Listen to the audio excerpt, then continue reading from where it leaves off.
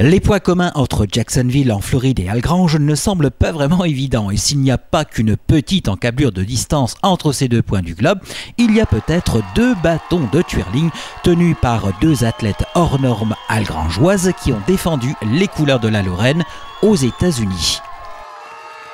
En effet, le groupe Lorraine a remporté la médaille d'or la semaine dernière à la Coupe du Monde qui eut lieu à Jacksonville en Floride, au championnat de la Coupe du Monde 2011 de twirling bâton aux États-Unis. Et parmi les 12 athlètes qui ont uni leurs forces pour défendre haut et fort les couleurs de la France et de leur région et de leur ville, Sandy Valez et Megan Kratzik d'Algrange. Bien entendu, nous n'avons pas manqué de les féliciter à leur retour de leurs États-Unis. Sandy Valez et Megan Kratzik qui ne réalisent pas encore vraiment de ce qu'elles ont autour du cou la médaille d'or et qui ont encore un peu dans leurs yeux les étoiles du drapeau américain. Je n'y crois pas. C'est dur à réaliser. Moi, personnellement, j'y croyais pas du tout. Je me suis dit, avant d'arriver à la Coupe du Monde, on avait fait le championnat de France, on avait fait toute cette saison, notre entraîneur nous avait mis en compétition pour nous habituer et on n'avait pas forcément à chaque fois super réussi, on faisait toujours des chutes. C'était pas au point, donc on est arrivé là-bas en ayant un peu le stress quand même de se dire de faire n'importe quoi parce qu'on était à la Coupe du Monde. Et en fait on arrive, notre entraîneur, dès qu'il nous appelle, on arrive, on est un peu stressé et puis dès que la musique part, on y va et on fonce. Et puis après, quand on voit qu'on fait bien, on ressort et puis on se dit qu'est-ce qu'on a fait, on n'y croit pas. Après on reçoit les notes et puis là on se dit qu'en fait on a bien travaillé et on a bien mérité. Et en effet, quel résultat et quelle note obtenue? On a eu donc sur 100, on a eu 87, 87 et 84. Ça n'en était pas fini avec les surprises. Leur médaille d'or fut très médiatisée à leur retour. Sortie du bus, déjà il y avait plein de monde, de nos supporters de la Lorraine qui étaient restés en France. Donc déjà ça nous a fait super plaisir de voir que autant de gens étaient avec nous. Il y avait des banderoles avec des mots. Et puis là on sort du bus, on voit une caméra France 3, donc on s'y attendait pas du tout. Donc on n'était pas au courant. Donc ça fait plaisir.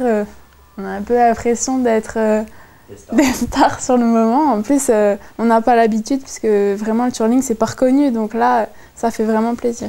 Et à propos de plaisir, pour nous deux jeunes sportives, le twirling est un plaisir qui dure depuis leur prime jeunesse à aujourd'hui.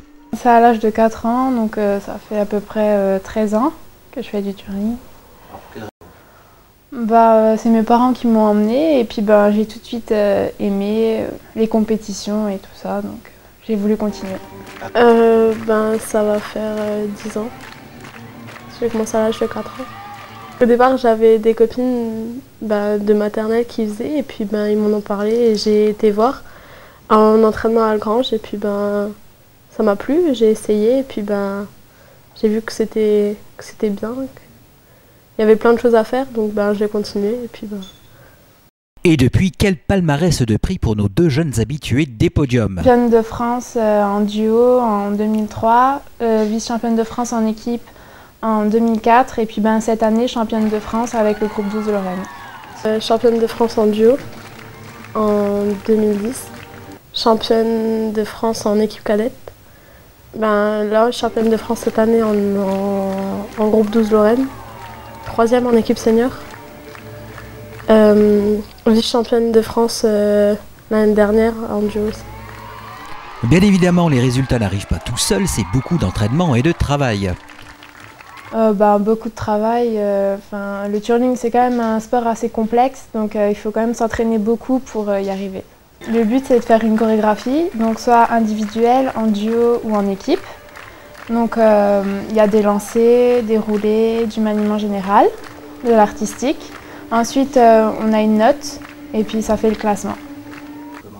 Cette année j'avais entraînement 2 heures par soir sauf le mardi. Et puis avec le groupe 12 Lorraine on avait entraînement 1 fois par mois. Et justement, à propos de l'équipe 12 Lorraine qui participa donc au championnat de la Coupe du Monde 2011 de twirling bâton aux États-Unis, remontons à sa composition ainsi qu'à la sélection de Sandy et Megan. Dans mon club, Mon entraîneur m'a proposé de faire la sélection, donc j'ai accepté. Et on a fait la sélection et puis on a été sélectionné, j'ai été sélectionnée avec Megan et puis après on avait entraînement tous les mois, une fois dans le mois on avait entraînement. Donc on a toutes les athlètes de la Lorraine qui voulaient se présenter, pouvaient se présenter. On a passé une sélection et puis voilà, après les entraînements ils ont commencé. On a monté la chorégraphie et puis après c'était de l'entraînement. On a une équipe, on a 16 en fait, il y a 12 filles et 4 remplaçantes. Et en fait, tout le long des 2 ans, une fois dans le mois, les 12 filles on se réunissait pour travailler sur notre chorégraphie. On s'entraînait beaucoup, donc avant de partir on a eu une semaine de prépa.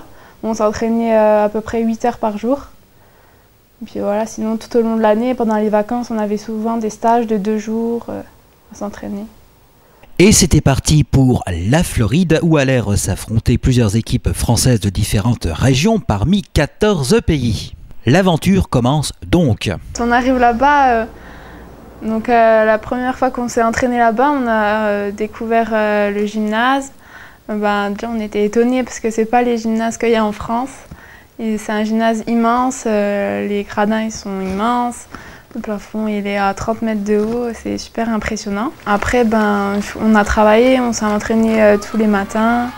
Puis après il y a eu le premier passage, donc c'est les préliminaires. En fait c'est une sélection. Donc là dans notre groupe, toutes les équipes ont été sélectionnées. Donc on avait déjà un peu idée des classements. Et puis le jour-là on a fait vraiment un super passage et du coup au préliminaire on était première. Après, on s'est encore entraîné tous les matins, dehors, sous la chaleur de la Floride. À l'extérieur du gymnase, parce qu'il y avait trop de monde, sous des températures de 44 degrés, 87%, avec 87% d'humidité. C'était pas facile. Et puis le dimanche, on a eu la finale. Donc c'était encore plus de stress parce qu'on avait fait un super passage au préliminaire. Du coup, on avait peur de faire moins bien et tout. Puis finalement, on a encore fait un beau passage et puis on a gardé notre place de première. Pour nos 2 sportives, au-delà de la victoire finale, l'enrichissement personnel, l'échange avec les athlètes d'autres nationalités valait de l'or également. Ouais, voilà. Dans notre hôtel, on avait une autre équipe française, c'était Paris. Et là, on a fait la fête à l'hôtel avec eux. Dans la piscine, on s'amusait et tout. Et puis dans les autres pays, c'est quand on a été échangé, on avait des souvenirs de France qu'on allait échanger dans d'autres pays. En fait, on faisait des échanges et puis là, c'était que du bonheur, quoi.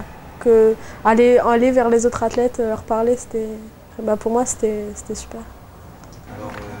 En ouverture de compétition et peut-être encore plus sur le podium une fois l'or acquis, cela donne toujours des frissons que d'entendre son hymne national. On a eu le droit à la Marseillaise à la cérémonie d'ouverture. Donc c'est tous les pays, avant que la compétition commence, en fait, c'est tous les pays, on marche tous en rond et puis après on est tous alignés. Et chaque pays lève son drapeau et pour nous, on a la Marseillaise et les autres drapeaux, ils avaient aussi leur hymne. Et puis après la finale, c'est pareil. C'est pareil. On a eu le podium et après la cérémonie de fermeture. Nos 2 sportives algrangeoises restent humbles face à la victoire. Pour elles, c'est un honneur que d'avoir défendu au mieux les couleurs de notre région. C'est déjà un honneur personnellement de se dire qu'on a été sélectionné dans une grande équipe, quoi. Mais après, de se dire qu'à la cérémonie d'ouverture, qu'on a notre maillot France et que derrière il y a écrit France en tout gros, on se dit c'est déjà un honneur pour notre pays aussi. Et pour tous les entraîneurs qui nous regardent, parce qu'on avait quand même nos entraîneurs respectifs et nos entraîneurs nationaux qui étaient tous en bas, quoi. Et quand on voit qu'on représente la France, c'est un grand honneur parce qu'après on va être suivi encore plus. Un honneur d'avoir défendu les couleurs de la France, mais aussi d'avoir par leurs résultats valorisé davantage leur sport qui, d'après elles, souffre un peu d'un manque de médiatisation. Moi, je trouve que c'est dommage. Le curling, c'est vraiment pas assez reconnu, alors que c'est vraiment un sport. C'est vraiment un sport. Puis voilà, on espère qu'un jour, ça sera reconnu. Je pense qu'il n'y a pas assez de pub. À chaque championnat, il n'y a pas assez de pub, quoi. Il y a que quand on a dans des championnats de Moselle et tout, sur les coins de Chonville-Lutte, il y a rien en fait. Il y a rien, il y a juste tous les clubs qui font la compétition qui sont au courant, et sinon des gens de la ville de Yutz ou de Thionville et tout, il n'y a personne qui est au courant. Donc forcément, ça peut pas évoluer vu qu'il y a toujours les mêmes personnes qui sont là, quoi. Là, ouais. Ce serait bien que ce soit plus reconnu, quoi. Après, Olympique, on demande, pour le moment, nous, on ne demande pas ça, on demande juste que ce soit plus reconnu, parce qu'on ne voit pas pourquoi le patinage et tout, c'est reconnu et pas le twirling. Pour le reste encore, félicitations à l'équipe 12 Lorraine, félicitations à nos 2 twirlingeuses algrangeoises Mégane et Cindy qui ne manqueront pas à nouveau de faire parler de leur sport lors de la très prochaine Coupe d'Europe, leur prochain objectif à toutes 2. Il faut dire que les vacances vont être courtes, les entraînements ont déjà repris.